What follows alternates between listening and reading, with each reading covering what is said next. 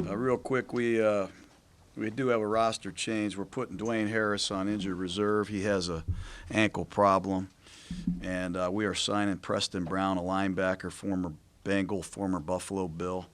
We're excited about adding Preston to our team, and once again, really pleased with the effort. Happy to win. I'll be happy to answer any questions I can. Preston Brown, you guys had him for a workout over the weekend, and what do you think he can bring to you guys immediately? Well, he's 27 years old. We really liked him coming out of Louisville. He had 3 straight 100-tackle seasons as a Buffalo Bill. Went to Cincinnati, and obviously things didn't work out. But he has the intangibles, first of all, that you look for in a middle linebacker. He's charismatic, he's intelligent, physical guy, football junkie, and he's been productive in the league. We'll put him in the room with Lippincott and Gunther, see if he can get caught up quickly, and we'll try to fast-track him. There's such a fine line between winning and losing in the NFL. To those, the opponent doesn't matter, circumstances don't matter. But when you're transitioning from where you've been to where you want to be, is there sort of an art form or a mindset to winning games when it might not be your best day? Is it something that you may not be able to quantify but feel and understand? Yeah, it's an awful deep philosophical way of putting things. For me, I'm a pretty shallow guy, but it was different. You're on national television. It's a night game, Thursday night. Now it's a hot day. It's 1 o'clock. It's different. It's never the same. You're playing a team that's a bit of a mystery, the Bengals. They have a new quarterback. Their defense, although they had a struggle against the Ravens, everybody struggles against the Ravens.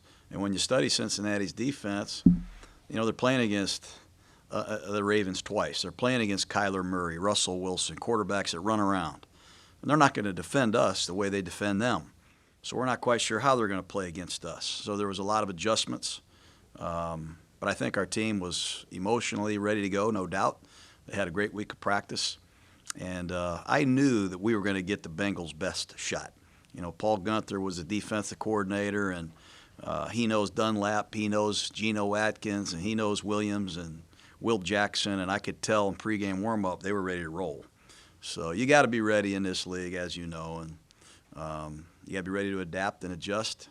And we've been able to do that at a pretty good rate. Feel that sense of urgency, though, when you're up by 4 and you go drive and get that field goal? It's kind of like now or never type of a situation. Yeah. Did you feel that urgency? Yeah, I did. I really did. I really felt a sense of confidence when we hit the field. We expected to score. We expected to score a touchdown there, not a field goal. I didn't agree with that call, by the way, on the 1-yard line. But that's not an excuse.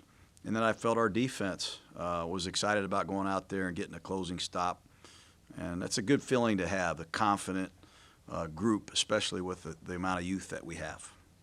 For 2 youngsters to make the play, the sack and the interception, how big is that for their confidence and for the confidence in the players around them as well?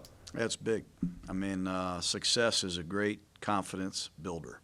And when you can have success and win as a rookie in this league, it goes a long way. Sometimes it takes 2 or 3 years for that to happen. For a young player in particular. Some guys don't get to play until their 2nd or 3rd season, but we're getting a lot of production. It's been pretty well documented from our rookie class, and we're going to continue to raise the bar for them.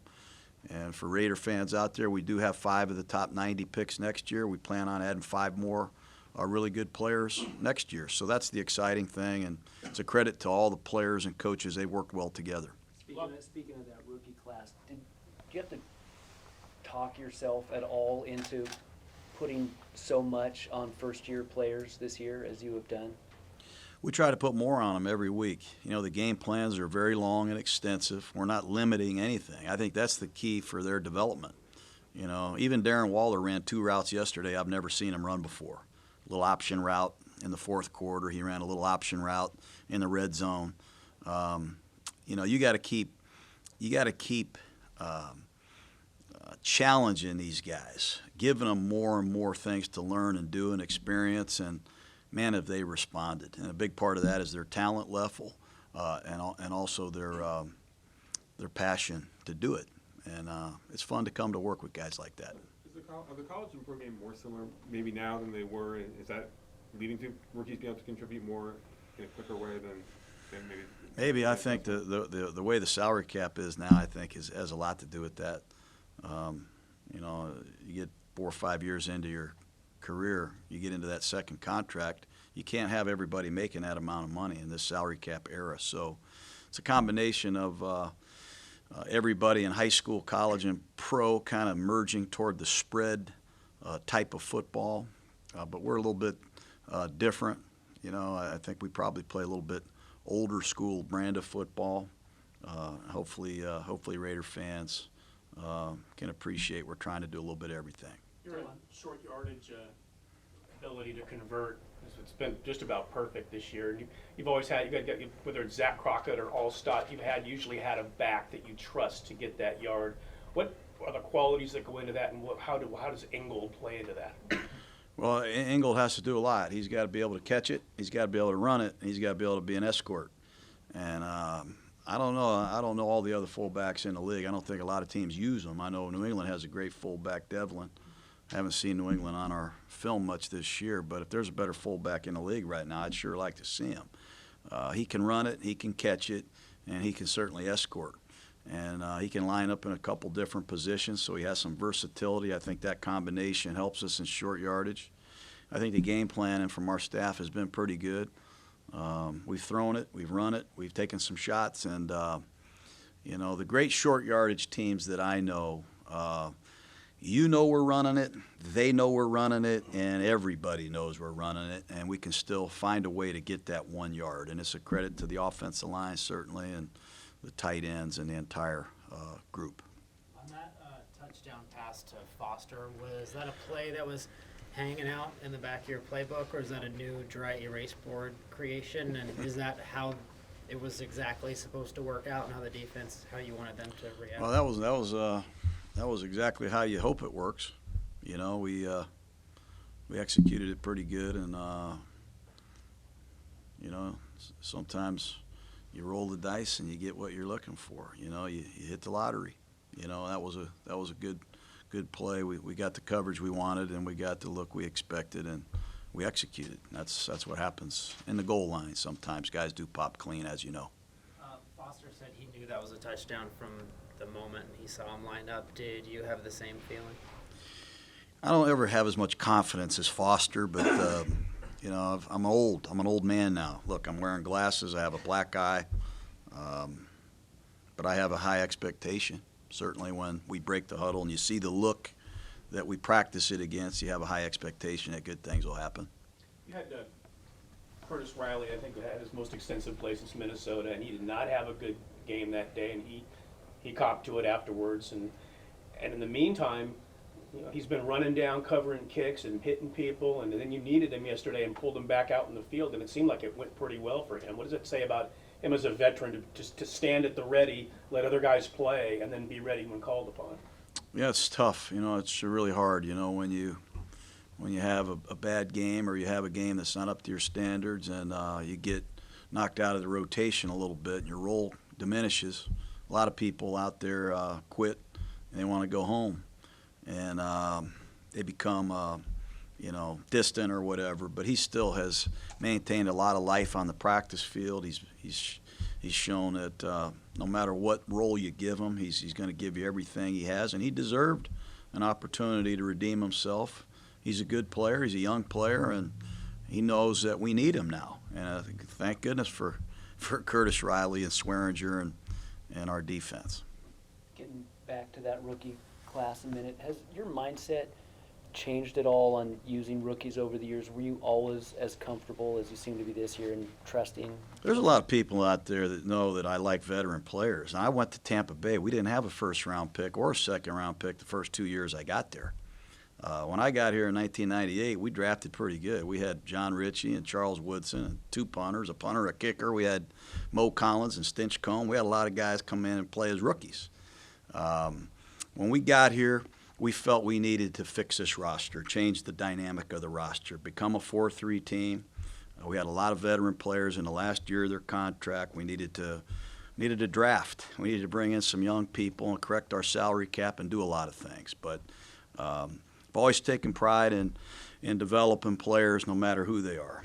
Guys that come in week 10 or guys that come in through the draft. And that's just what teaching and coaching is all about. And taking a lot of pride over the years in hiring coaches that are the best, that have a similar interest in not really worrying about fourth rounders or seventh rounders or 37-year-olds or 17-year-old, 26-year-old guys. Just play the best player and coach the guys that have earned the right. And that's kind of the flag that we wave here. How did Jordan do?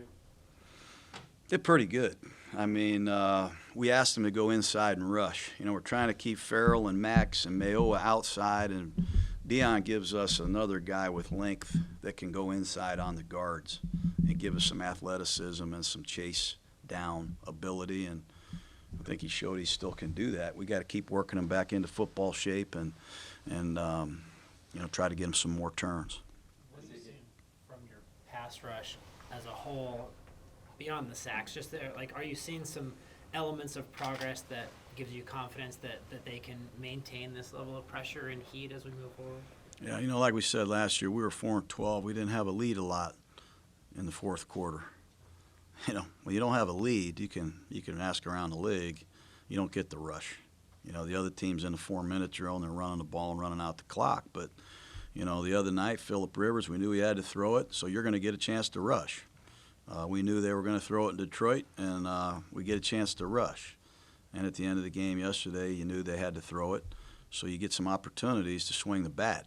And we've been better against the run, and we've given ourselves more third down opportunities than we did a year ago. So with that being said, I think that has something to do with it, and we're much improved. You know, we've got better rushers, and we're getting better results. You mentioned that you left some points on the board yesterday. What did you see watching the film of the offense? What wasn't quite just clicking? Well, I credit Cincinnati, first of all, Vic. They're bigger and stronger and better than most people think up front. You know, they're a hard group to block, and they presented a lot of looks, obviously, like I said earlier, that, you know, you don't get a chance to really scout and get ready for. They did a nice job with their front. I don't care what anybody says about Atkins and Dunlap. Hubbard is another guy. I mean, they're good up front. Started there, but I thought, you know, we had a couple penalties, you know, a holding call at midfield. We had 2 penalties on the same play after DeAndre's big run hurt us. 3 sacks, put us way behind in the sticks while we're moving the ball, hurt us. We had the interception, uncharacteristic interception, and what that free safety did, Bates, on that play I've never seen before in that coverage. Fooled us completely, and we had to fumble at the 6-yard line. So those are things that I got to clean up myself. We have to clean up as coaches and players, and at the same time, we did a lot of good things. You know, we had some explosive plays, and we had some good ball distribution, and we had some balance again, and, you know, I was proud of that. We got time for 2 more, guys. As it gets just deeper into the season to where the rookies haven't played this many games in a season before, do you at all have to, I guess, monitor or manage how you're using them, or do you feel like they'll be kind of equipped to What did you say? I can't. No, I'm not going to even bring that up. I don't want to get that thought out there. You know, hey, you know, look at me, guys. I'm tired. My eyes are droopy here. We gotta play harder. We got to prepare better. We got to be smart as coaches, and we have been with how we practice. We'll be very cautious of that, but you know, this is pro football. This is what you live for. You know, games that are relative in November and December, and who knows how we'll do, but at least we've put ourselves in position to be here.